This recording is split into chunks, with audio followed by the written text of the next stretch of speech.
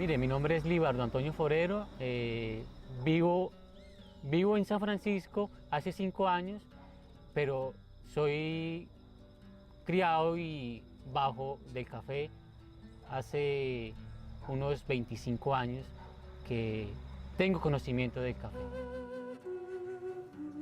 Bueno, hoy estoy a cargo de la finca porque mi padre ya es una persona mayor y, y finalmente me parece que en mi sangre corre la vena del café. Mi abuelo era exportador de café. Él compraba café y lo negociaba en Nueva York.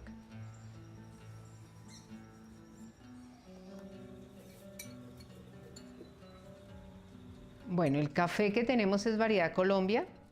Tenemos un lote pequeño de café, son alrededor de 1500 matas de café, están todas en producción.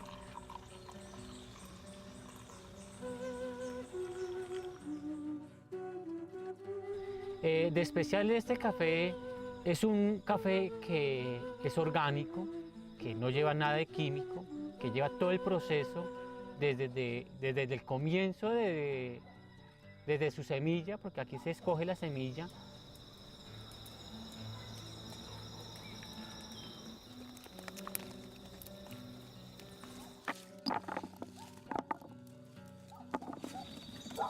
Bueno, nosotros recogemos el café, yo lo lavo, después que esté aparte de la pulpa y la cereza, yo lo echo en una caneca y saco lo que él balsea, que nosotros lo llamamos, y el café que está en el asiento es el bueno. Después ahí nosotros lo secamos a aire libre, no tenemos ningún, lo seleccionamos y lo llevamos a la tostadora, a un sitio que nosotros lo llevamos y ya nos lo entregan empacado, lo traemos a la finca y aquí es donde nosotros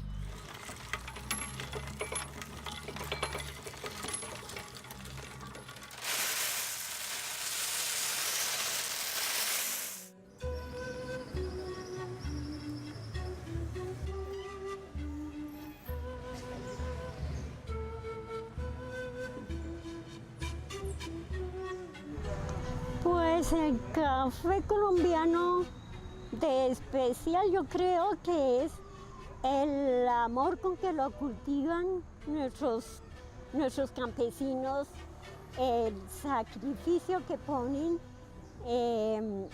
la manera como y lo dulce de nuestra tierra.